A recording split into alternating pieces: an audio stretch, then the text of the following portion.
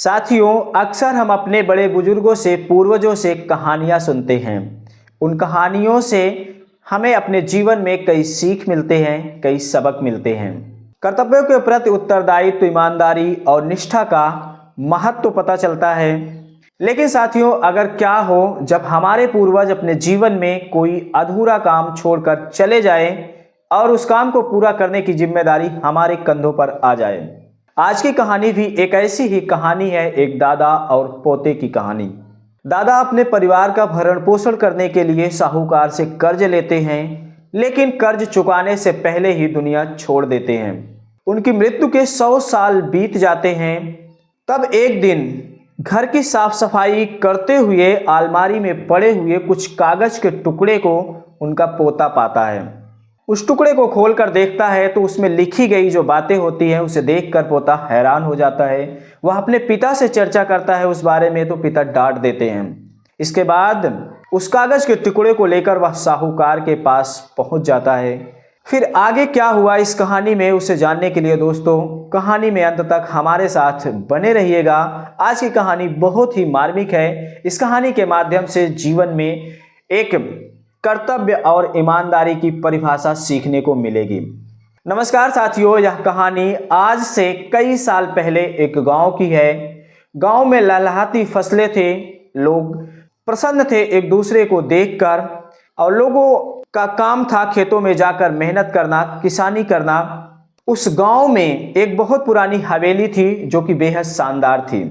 उस हवेली का नाम था रामचरण दादा की हवेली। जो रामचरण दादा होते हैं साथियों, वह गांव में एक प्रतिष्ठित व्यक्ति थे। एक टाइप के कहा जाए कि चौधरी थे, और गांव के जो लोग थे वह सब दादाजी का बहुत आदर सम्मान करते थे।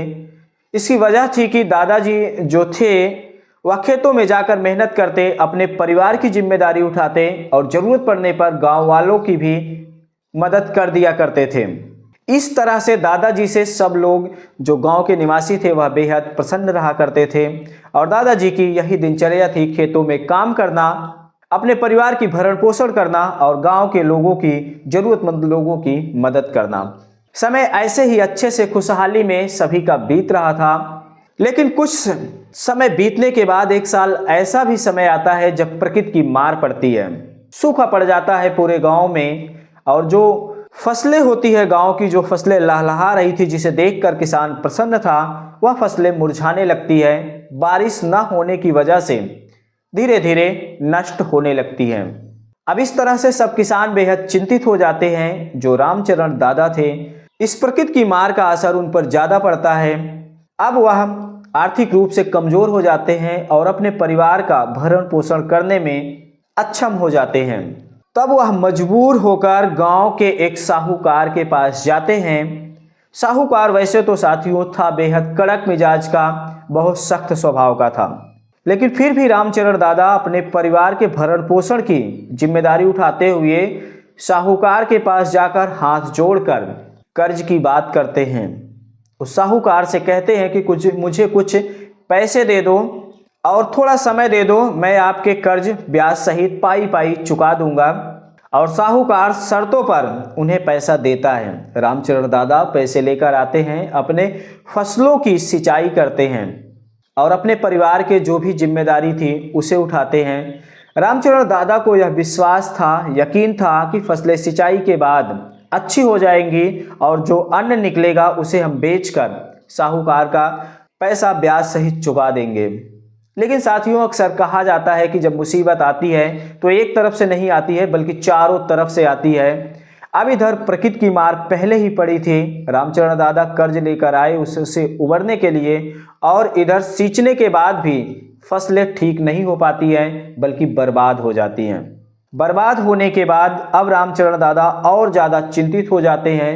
साहूकार का कर्ज भी चुकाना था। अब इसी चिंता अफसोस में रामचरण दादा अपना जीवन व्यतीत करने लगते हैं। कहीं से कोई आसरा नहीं दिख रहा था और समय बीतने के साथ धीरे धीरे कमजोर होकर एक दिन इसी चिंता में वह शरीर छोड़ देते हैं।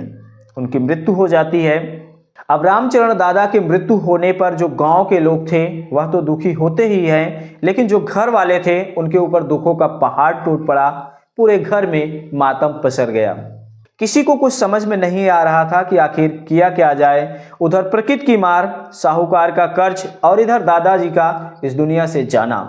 परिवार किसी तरह अपने आप को संभालता है, इस गम से उबरने की कोशिश करता है। कुछ समय बीता, परिवार इस गम से उबरा। अब जो दादा के बच्चे थे वह धीरे धीरे समय के साथ बड़े हुए। तब वह खेतों में मेहनत मजदूरी करके कमा धमा कर कहीं से पैसा इकट्ठा करके साहूकार के द्वारा दिए गए कर्ज की रकम को कुछ चुकाया, कुछ बाकी रह गया। और जो बाकी रह गया उसे भी बताया कि हम कमा धमा कर धीरे धीरे पाई पाई चुका देंगे ब्याज सहित। कुछ समय बाद एक दिन साहूकार भी इस दुनिया को छोड़कर चला जाता है। अब जब साहूकार चला गया तो उसने जो अपनी डायरी बनाई थी, हिसाब किताब का एक पखन्ना तैयार किया था, वह भी छोड़ जाता है। और उसके जो वंशज थे, बच्चे थे, एक दिन उसको नष्ट कर देते हैं, यह सोच कर कि कर्ज देने वाला इस दुनिया से चला गया, अब कौन किससे कर्ज मांगने जाए। और वह भी दिए गए कर्ज को भुला देते हैं। इधर रामचरण दादा के जो बेटे थे वह भी जो बची हुई रकम थी समय के साथ उसको भी भुला देते हैं, पूरा चुकता नहीं करते हैं। वह भी सोच लिए कि अब कर्ज देने वाला इस दुनिया से चला गया, कर्ज लेने वाला भी दुनिया में नहीं है, कौन किसका कर्ज चुकाए, छोड़े जाने दो सब बातें। वह भी अपनी जिम्मेदारी से पीछे हट जाते हैं। कई साल बीतने के बाद रामचरण दादा के एक पोता हुआ। वह बहुमुखी प्रतिभा का धनी था। उसका नाम रखा गया अर्जुन। अर्जुन ज्यों ज्यों धीरे धीरे बड़ा होने लगा, उसके अंदर ईमानदारी, कर्तव्य और किसी भी चीज़ के बारे में जानने की इच्छा होने की झलक दिखने लगी। एक तरह से वह जिज्ञासु और मेहनती प्रवृत्ति का लड़का था। अर्जुन अपने गांव वालों से, जो बड़े बुजुर्ग थे, उनसे अपने दादा के बारे में अच्छी अच्छी कहानियां सुनता तो पता चलता कि दादाजी बहुत कर्तव्यनिष्ठ, ईमानदार, नेक दिल इंसान थे। वह बहुत अच्छे थे, गांव के लोगों की भलाई किया करते थे और गांव के लोग दादाजी से बहुत प्रसन्न रहा करते थे। अपने दादा के बारे में प्रशंसा सुनकर अर्जुन बहुत अपने आप को गौरवान्वित महसूस करता, सोचता कि मैं दादाजी के नाम को और आगे बढ़ाऊंगा। इस तरह से अर्जुन ज़्यादातर अपना समय जाकर पुरानी हवेली में बिताता जो उसके दादा की थी। वहाँ पर जाकर बैठता, दादा के बारे में सोचता और उनके द्वारा छोड़े गए कार्यों की पूरा करने की कोशिश करता। इस तरह से दादा की यादों को वह ताज़ा करता। एक दिन उसके मन में ख्याल आया कि दादाजी का इतना नाम है, दादाजी प्रतिष्ठित व्यक्ति थे और यह उनकी हवेली है जो पुरानी हो चुकी है, इसका जीर्णोद्धार करवाया जाए, इसका रख रखाव की जिम्मेदारी हम लोगों की बनती है। ऐसा ही सोचकर वह हवेली की साफ सफाई करने लगता है। हवेली में एक पुराना कमरा था जो काफ़ी दिनों से खोला नहीं गया था। वह उस कमरे को खोलता है। उसके अंदर काफ़ी कचरा भरा हुआ था। अलमारी पर कापी किताब रद्दी की तरह रखे हुए थे, उन्हें वह हटाने लगता है। साफ सफाई में जब कापी किताब कुछ नीचे गिरता है तो उसमें इस कागज़ का टुकड़ा भी गिरता है। वह टुकड़ा बहुत पुराना हो चुका था, उसमें कुछ लिखा था। अर्जुन उस कागज़ के टुकड़े को खोलकर पढ़ने लगता है। उसमें कुछ ब्यौरा लिखा था। वह उसको पढ़ता है तो हैरान रह जाता है। दरअसल उसमें दादाजी के द्वारा जो कर्ज लिया गया था साहूकार से, उसका ब्यौरा था और सबसे नीचे रामचरण दादाजी का हस्ताक्षर था। अर्जुन को यकीन हो गया और वह परेशान भी था कि कर्ज लिए हुए इतने साल बीत गए, दादाजी की मृत्यु हुए 100 साल बीत गए, लेकिन अभी तक कर्ज भरा नहीं गया। वह अपने पिता के पास आता है उस ब्यौरे को लेकर, दस्तावेज को लेकर। अपने पिता से पूछता है तो पिता कहते हैं कि बेटा, अब ना लेने वाले हैं ना देने वाले हैं, जो कुछ था हमारे पास उसे चुका दिया, जो बाकी है वह सब भूल जाओ, हम भी भूल चुके हैं। अपने पिता के मुंह से इस तरह की बात सुनकर अर्जुन को जरा सा भी अच्छा नहीं लगा। उसने कहा, पिताजी, यह सिर्फ कर्ज की बात नहीं है, बल्कि यह हमारे परिवार और दादाजी के प्रतिष्ठा का सवाल है। इस कर्ज को चुकाना हमारी जिम्मेदारी बनती है और इस कर्ज को मैं जरूर चुकाऊंगा। इसके बाद साथियों, अर्जुन जो गांव के बड़े बुजुर्ग लोग होते हैं उनसे उस साहूकार का पता पूछता है। तो जो गांव के लोग होते हैं वह बताते हैं कि साहूकार अब इस दुनिया में नहीं है, ना तो उसका धन है न यश है, सब कुछ समय के साथ उसका नष्ट हो चुका है। अब तुम उसे पूछ कर क्या करोगे? तब अर्जुन कहता है कोई बात नहीं, मैं जरूर उसके घर जाऊंगा उससे मिलने। साहूकार नहीं है तो उसके बेटे होंगे, पोते होंगे, उनसे मैं मिलूंगा।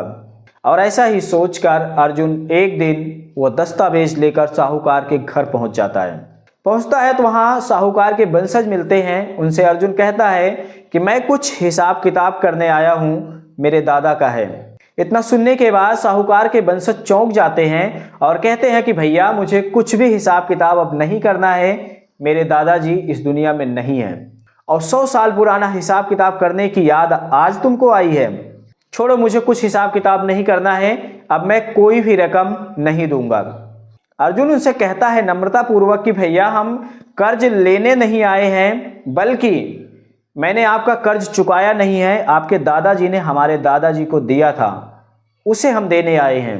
इसके बाद साहूकार के वंशज चौंक जाते हैं कि इतने दिनों बाद कोई कर्ज चुकाने आया है। फिर अर्जुन को प्रेम से बैठाते हैं, उससे पूछते हैं और अर्जुन अपना दस्तावेज दिखाता है तो देखते हैं वे लोग, लेकिन कहते हैं कि अब मुझे कर्ज नहीं लेना है, अब हम लोग संपन्न हैं, हमें इसकी जरूरत नहीं है, छोड़ो जाने दो। लेकिन अर्जुन कहता है कि नहीं, आपको कर्ज लेना है, मैंने लिया था, इसे दूंगा। वह मना करते हैं, लेकिन इसके बाद अर्जुन फिर आता है। साथियों, जो गांव के मानिंद लोग थे, बुजुर्ग लोग थे, सम्मानित थे, सबको गांव की पुरानी चौपाल पर इकट्ठा करता है और पूरी बात को बताता है। तब गांव वाले भी बेहद परेशान हो जाते हैं कि रामचरण दादा के नक्शे कदम पर चलने वाला उनका पोता है, यह भी उनकी तरह ईमानदार है, वास्तव में परिवार का उत्तराधिकारी बनने लायक है।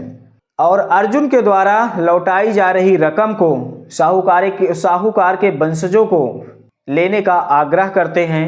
तब वह पंचायत के सामने अर्जुन के द्वारा दिए गए कर्ज को ले लेते हैं और अर्जुन की ईमानदारी की सब लोग सराहना करने लगे कि दादा का लिया गया कर्ज इतने दिनों बाद पोते ने लौटाया।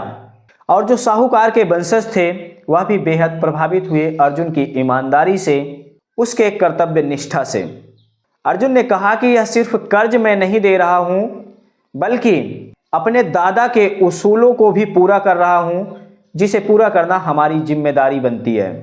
हमें अपने पूर्वजों से विरासत में मिली हुई संपत्ति का ही रखने का अधिकार नहीं है, बल्कि उनके द्वारा छोड़ के गए अधूरे कार्यों को भी पूरा करने की जिम्मेदारी है। इस तरह अर्जुन की बात से सब लोग बेहद प्रभावित हुए।